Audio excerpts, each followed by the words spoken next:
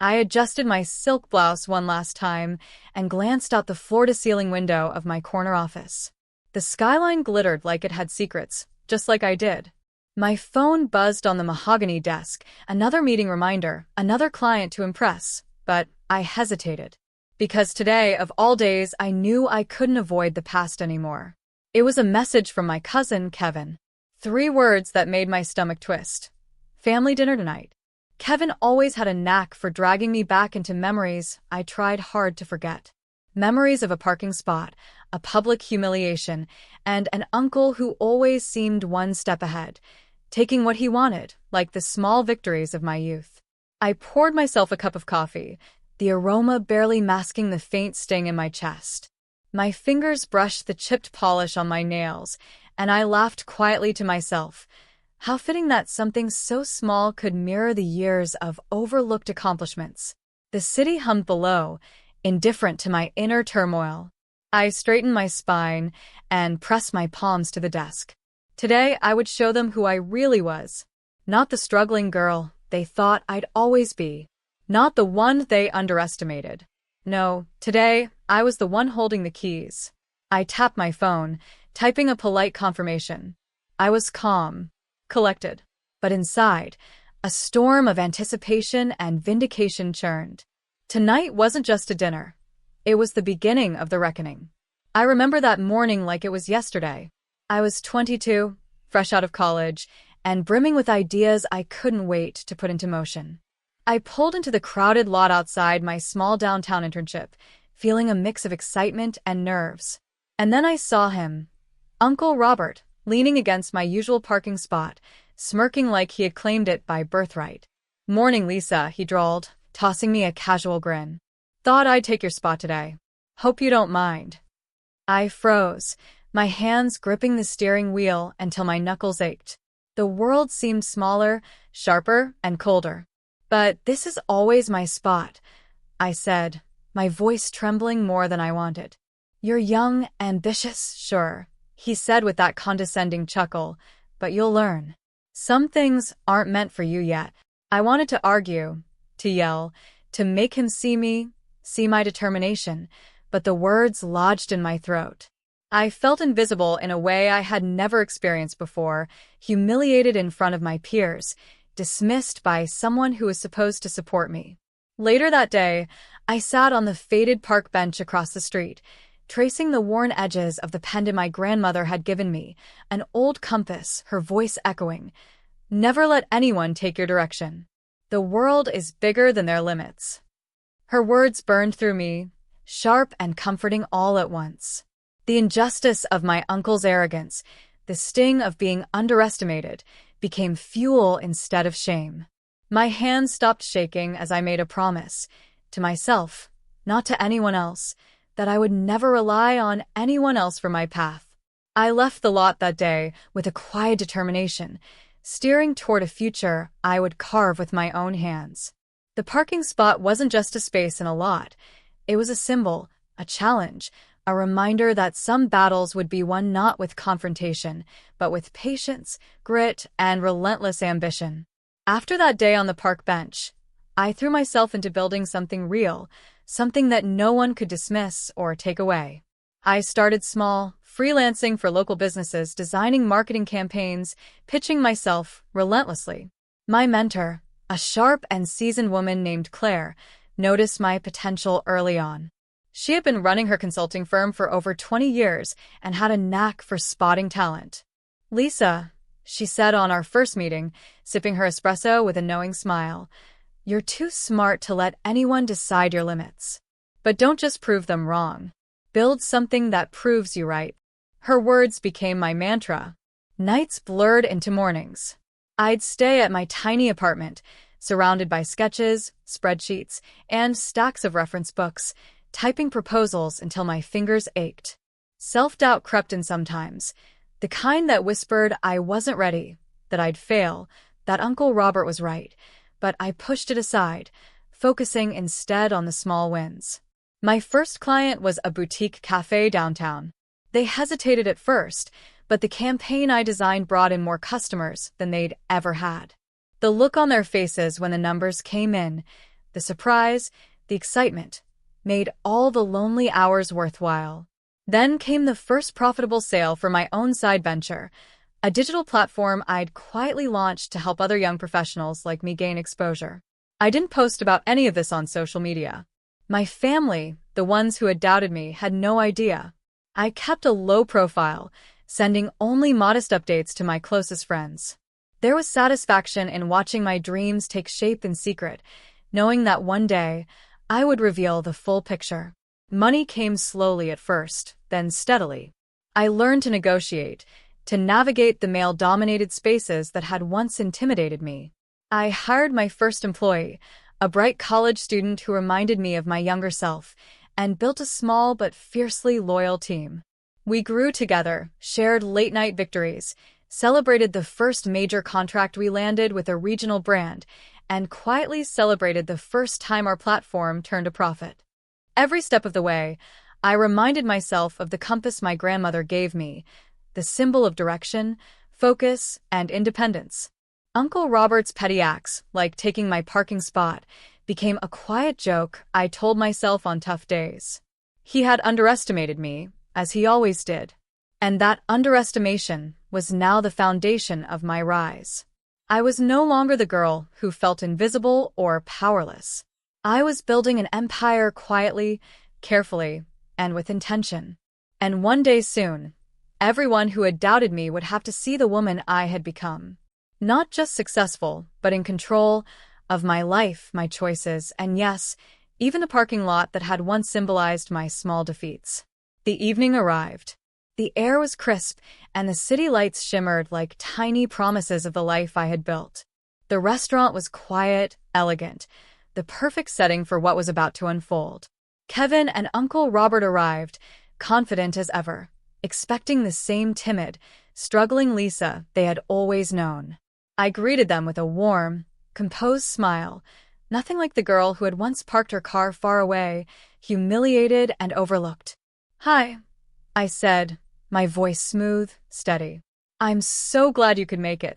They barely glanced around the private dining room.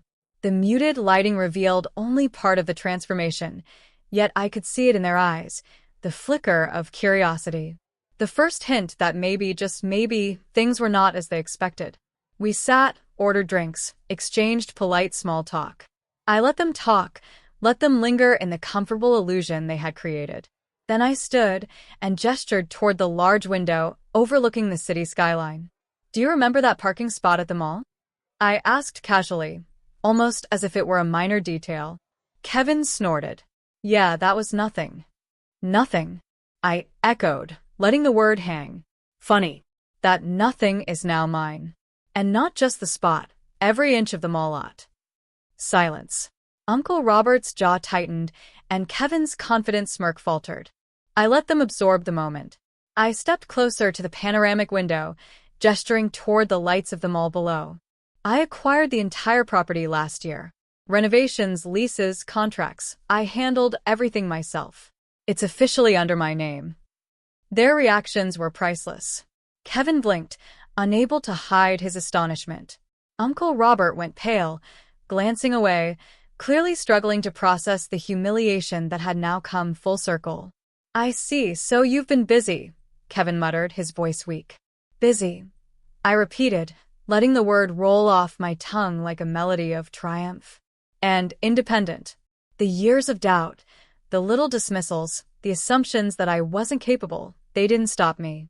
They fueled me. I let a small, knowing smile cross my face. "You thought taking a parking spot from a 22-year-old girl was harmless. But it wasn't just a spot, it was a challenge, and I accepted it. Quietly, strategically, and without fanfare.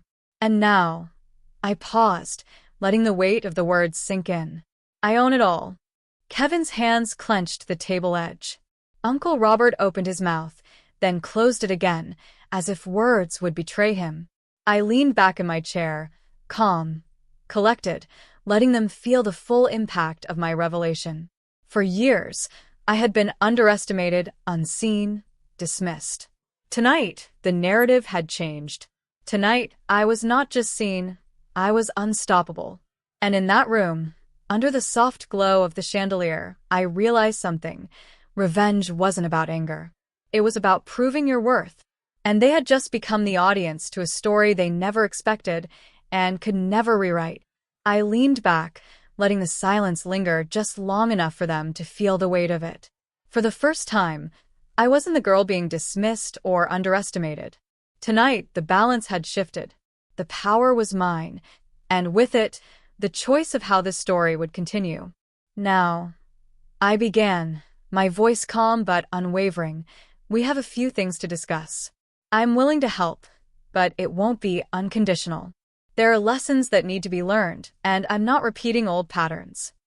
Uncle Robert shifted in his chair, the unease on his face almost tangible. Kevin avoided my gaze, fidgeting with his napkin. First, I said, Kevin, I want you to understand that confidence is earned, not assumed.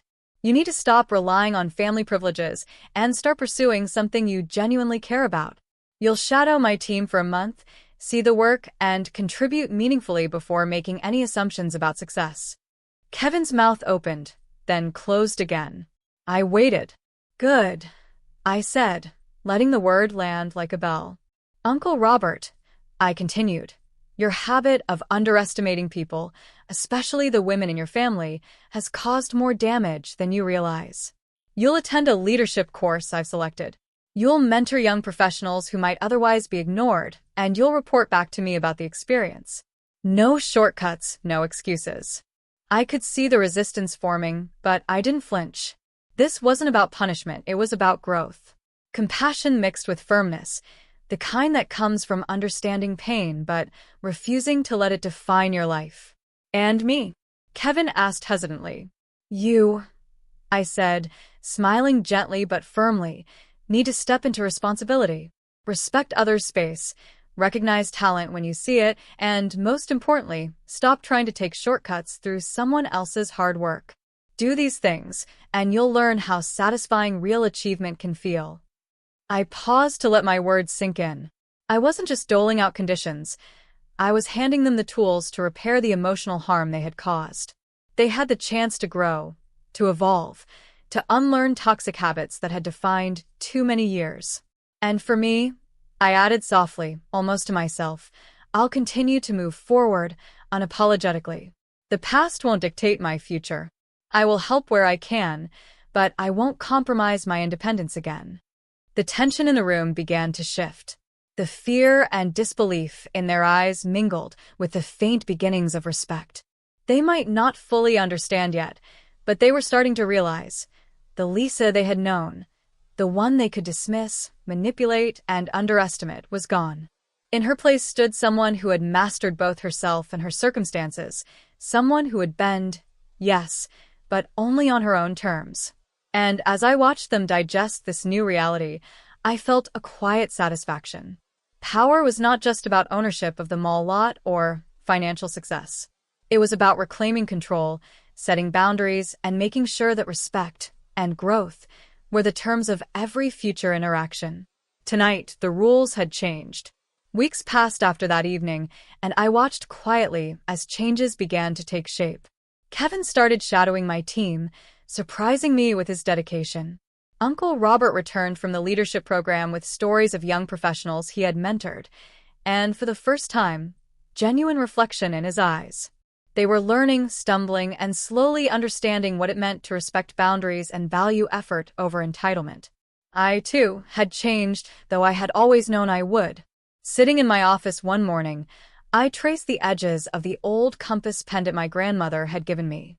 The same compass that had guided me through uncertainty, humiliation, and doubt now felt heavier, laden with proof of the journey it had seen.